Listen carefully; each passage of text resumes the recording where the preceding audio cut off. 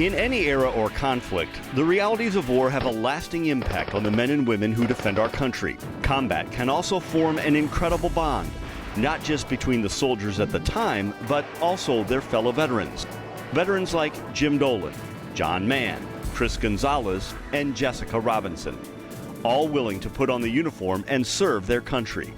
Your Central Indiana Ford dealers take pride in honoring veterans from all wars by bringing you the stories of these four heroes, each awarded the Ford Oval of Honor in recognition of service to our country as defenders of freedom, and each truly being an American patriot.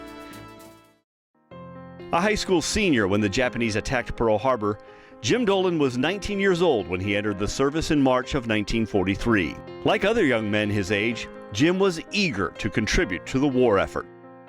The times were so different. Everybody was caught up in this thing.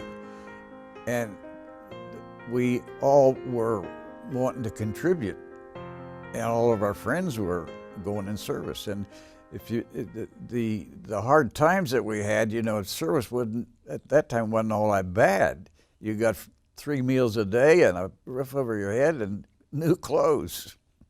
With an interest in flying, Jim chose the Army Air Corps. Initially trained as an airplane mechanic, he had the opportunity to attend aerial gunnery school and ended up in that role on an A-20 Havoc. The A-20 was a light attack bomber, low-level bomber, manufactured by Douglas Aircraft, a crew of 2, pilot and gunner.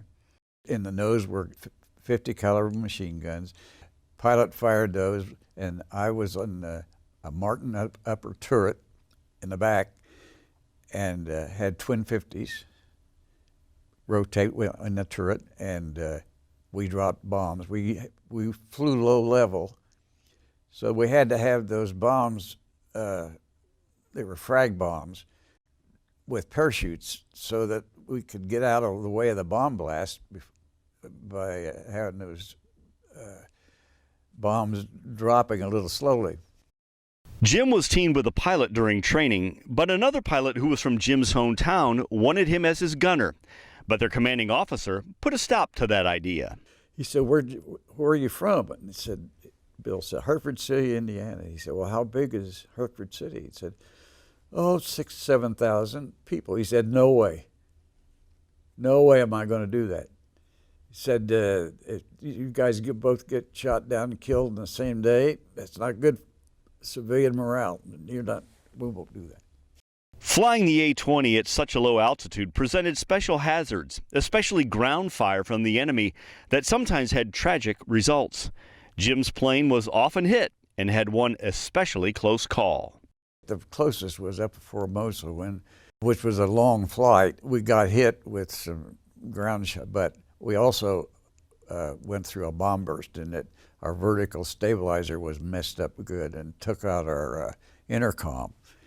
And my pilot thought I was dead. He couldn't reach me, but I knew he was alive because a plane was flying, and I could smell his cigarette smoke coming back after things. But there was a hit right back in my head that knocked out all that intercom, and then the tail, I looked at that tail, and geez, and we were quite a ways from home. If they ever did have to ditch their plane and possibly get taken prisoner, Jim didn't think he could carry out the advice he was given by his superiors. If we thought we were going to be captured, we'd probably be better off to just shoot ourselves.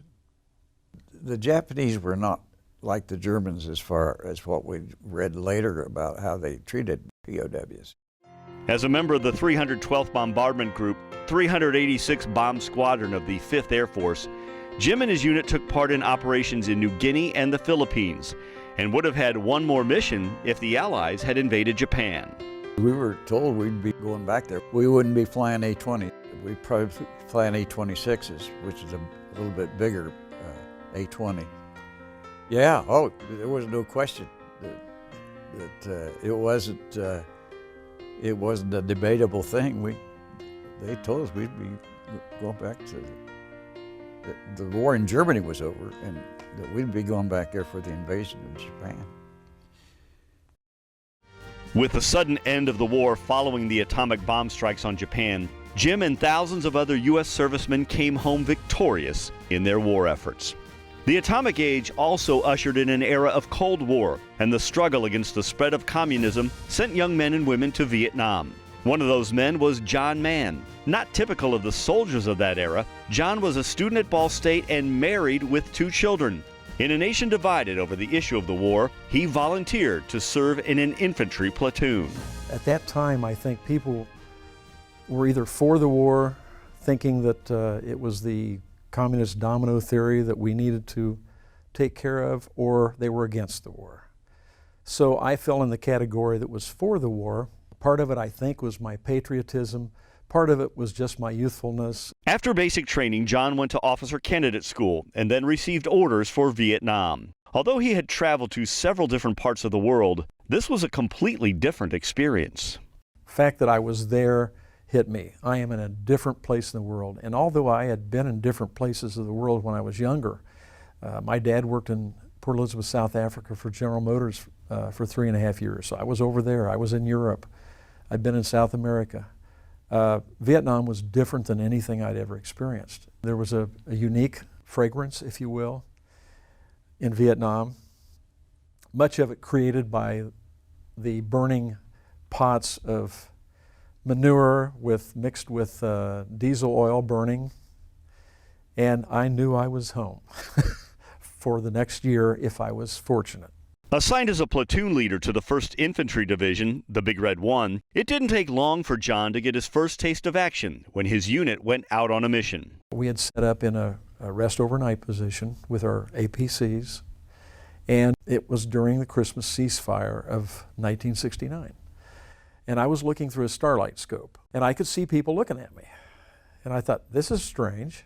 So I got my platoon sergeant, who had been, I think, 2 tours in Vietnam, so he had a lot of experience. I asked him what he thought, and he says, yes, sir, they're out there. I said, okay, what do I do now? He said, I suggest you call up the company commander and tell him what's going on. So I did that right away, and they gave us permission to shoot, so then the firing began. That was my first experience with a firefight, and my first experience in hearing AK-47 bullets go past my head. While with the 1st Infantry Division, the opportunity arose to work a joint operation with an Australian unit, exposing John to a different style of military life. One of the things I remember that I thought was really neat is that we would go, after a day of fighting, if you will, you come back in, you take a shower, change clothes, go to the mess hall, and they have a formal mess with linen napkins, wine toast, and I thought I was in another world. And in actuality, I was in another world. And it was really different, and it was really kind of fun. About 8 months into his tour, the division was ready to head home, but John did not have enough time in country to go with them. He was reassigned to the 1st Air Cavalry Division and became base defense officer for the Forward Division headquarters at Phuoc Vinh. While there, John had the chance at a promotion, but declined. I did have an opportunity to get a West Point type commission, a regular commission, based on my experiences in Vietnam and my officer efficiency reports. And I turned it down because I told Colonel Vona that I wanted to come back to Ball State, finish my senior year in business, and get into the corporate world. Big mistake. Finishing Ball State was not a mistake, but the corporate world, as it turned out for me, was not that much fun. The military career might have been a good fit for me. Though glad he served, John now wonders about the decisions that sent troops to Vietnam or any similar conflict in our recent history. We are all people. We have to learn how to try to coexist in this world. And we're not always going to agree with another country's culture or the way they do things, but we have to make a decision, do we really want to get involved or not? And should we get involved? And if we do get involved, what are we going to accomplish? Sometimes we get involved, we don't accomplish anything. Our military learned painful lessons in Vietnam. When it was time for the United States to come to the aid of Kuwait after the 1990 invasion by Iraq, a U.S.-led coalition of military forces was able to swiftly end the conflict. On the front line of the push into Iraq was Chris Gonzalez. His mother wanted him to join the Air Force, but Chris went in a different direction. I was like, no, I'm going to join the infantry. I want some adventure. I want to jump out of airplanes, which I didn't get to do, but it was still one of the greatest things I ever did to personally show me that I could do anything if I really wanted to. And that was what the Army taught me. Chris, driver of a Bradley infantry fighting vehicle, was stationed in Germany, then deployed to Saudi Arabia as part of Operation Desert Storm. The soldiers were apprehensive about engaging the Iraqi Army. The Iraqi Army's experience was definitely in the back of our mind. They had battled for 10 years with Iran. They were seasoned. Had everything that they could possibly need as far as they had the T-72s, the T-55s, and armored vehicles, and experienced combat troops, whereas a lot of us were yet to be proven. The overall idea in our head was that we were going to be fine, but the honest side of it is we weren't sure. After the 38-day aerial campaign, it was time for the ground assault to begin. Because of the success of other divisions, Chris and the 1st Armored Division didn't engage the enemy until the second night. There was our division, and the Apaches came in as support, and it was just incredible fireworks at night. The Apaches were very successful, and the Abrams, in crushing the first line of defense. The green tracer bullets from the burning tanks and the rounds that they stored.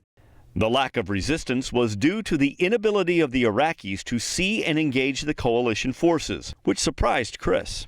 When it was all over after the first battle, they were talking to their commander of the Iraqi forces, and they asked him, when did you know we were here? And his response was that we didn't know until the turrets started coming off our tanks. They had no clue. And, you know, we were 3,000 yards or better away from them, and I could see them with my night vision in my driver's hatch. The final contact for Chris and the 1st Armored Division with the Iraqi forces was not at all what they expected from the veteran Republican Guard.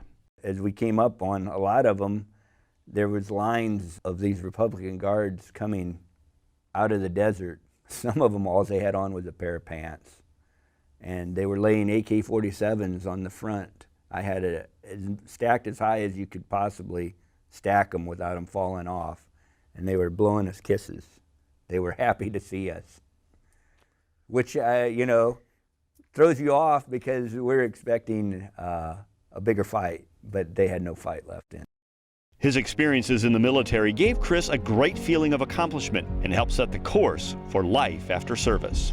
To be a part of the military that removed these people from this country and gave the country its freedom back, incredible feeling. Because it helped structure me where I am today. You know, a family man, and a part of the organizations continuing to support. All that stems from that instance of pride and being a part of something so great. 12 years after Desert Storm, international forces returned to Iraq to rid the country of weapons of mass destruction. In 2008, military policewoman Jessica Robinson was deployed as part of Operation Iraqi Freedom, extending her family's long line of military service.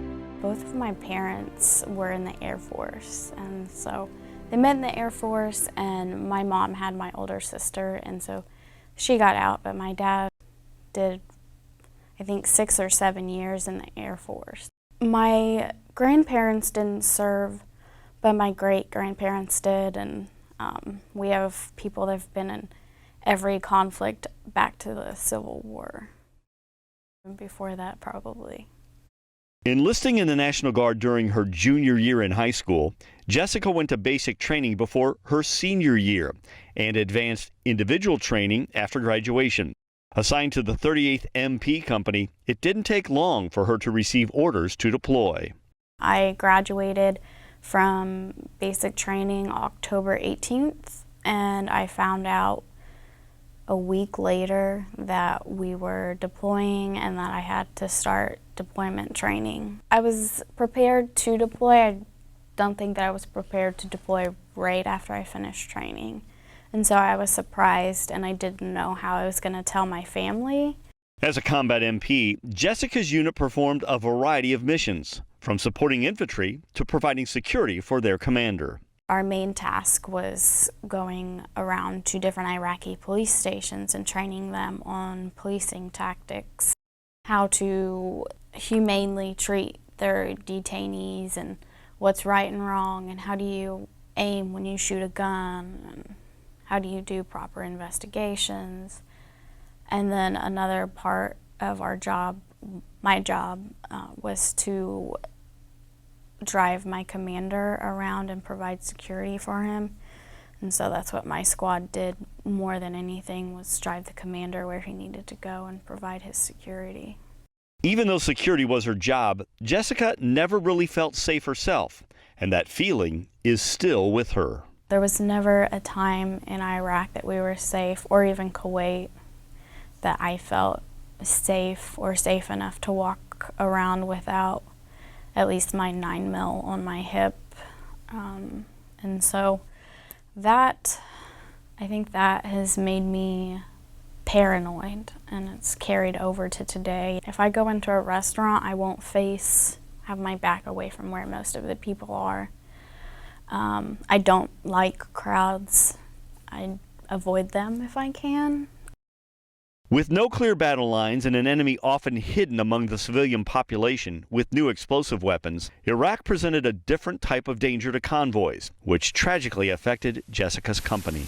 There was one EFP that went off on another squad from our company and actually killed 2 guys and injured 1. And so that was a hard experience to deal with, and kind of trying to decide who it was meant for and if it was meant for us, and just trying to deal with the fact that 2 really good men were taken and killed for not a good reason.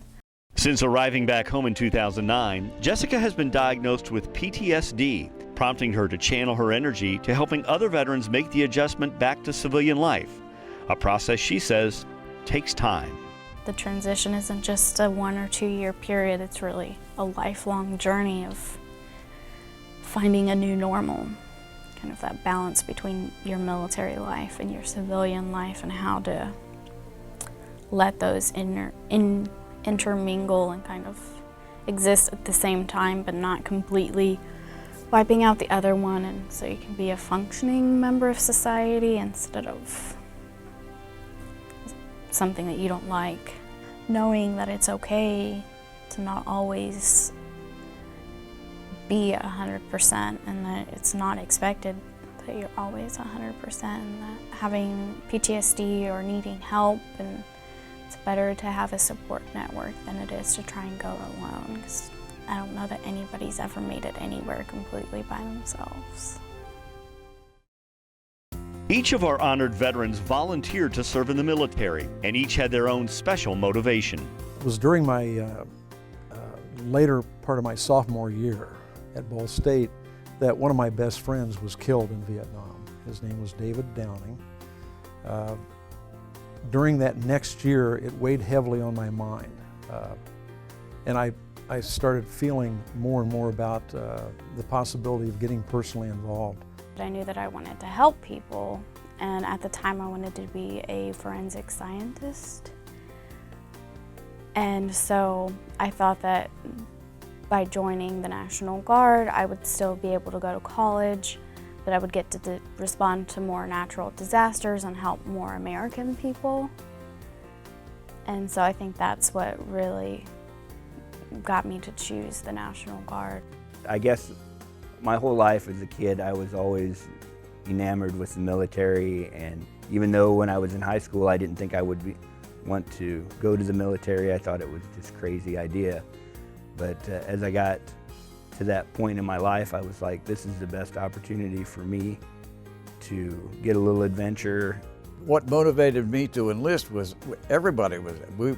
we were all caught up in this thing. We got attacked, and we were going to fight evil, you know, as we knew what evil was. The experiences of being in a war zone affect people differently. For Jim and his A-20, the battle was impersonal. As part of the armored surge that invaded Iraq, Chris saw it close up. And with the death of 2 comrades from an EFP attack, it was very personal for Jessica. We didn't ever see who we were shooting at. We were going too fast. And I have no idea whether I killed anybody or killed a lot. You just don't know. I think it would have affected me a lot more to have been knowing that I was killing somebody hand to hand. As we came over the sand mound where this T-55 was located, it was still on fire, and there was the gunner's skeleton was still holding on to the 51 caliber machine gun, and it was a realization of the true dark side of war. My squad was the response squad, the QRF, quick response or quick reaction force, and so we actually responded to that and pulled security and helped them load everything, pull everything that they could out of the truck and help them load Lincoln staff, the guy that was wounded, and load as much of Henry and Minky as they could to put in a casket back.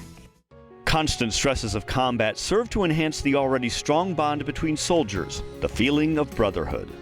As a squad, we were really bonded, and we worked very well together. We had over 200-something combat missions. So it was like brother and sisters, like we were just a big family, and so it was kind of like we kept a family dynamic to it, so it was easier and it was really close with everyone. When you get there and you actually get involved in it, then it's a very dangerous situation. And so you do bond. You're in common danger. You adapt an attitude that you're going to do everything you can to take care of each other. That was my main goal in being a platoon leader, was to take care of my men. At the moment of getting the order to cross that border into Iraq, we were fueled by the camaraderie that we experienced, and as it got stronger, you know, even if there were people that didn't get along before that, they set their differences aside and knew that we had to rely on each other, and that helped strengthen and calm our nerves to do what we had to do. I think what kept me alive was knowing that whoever was beside me, whether it was my team leader or my gunner or another squad member or company or, you know, Army member, whoever I was operating with, trusting that they had my back, and just knowing that I wanted to keep them alive because I didn't want to see anybody else die. John Mann got a unique opportunity at closure for his service in Vietnam when he returned to that country with a group from Ball State. He was surprised and happy at what he found. I think the thing that really did me good was to go back and see the people, see the infrastructure, and see how things have changed. And basically what happened was, once the communists rolled in and took over Vietnam, they instituted a capitalistic marketing system. You see a lot of investment on infrastructure. So you see roads better than we have here in Muncie. You see buildings and lots of things going on. Organizations like the VFW and American Legion play an important role in veterans helping other veterans. And a new organization hopes to expand the services available to returning servicemen and women. I'm a life member of the American Legion. I've 67 consecutive years at the American Legion. I was an officer in earlier times, but I have stayed in. My dad was commander of the American Legion. I was an adjutant. And a lot of his friends, the American Legion has been a force for good service to the community where I live for a lot of years. The organizations, they do endless support for troops that are in country now. They'll send care packages and letters, but also for the veterans that are here, some of the older ones that are suffering from disabilities or health issues. They'll do a lot of fundraisers and organize things to help in any way they can. And it's great to be a part of that.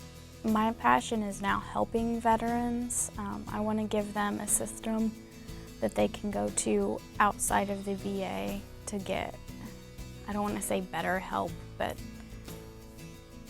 more help, or kind of a different side of help than the bureaucratic VA style help.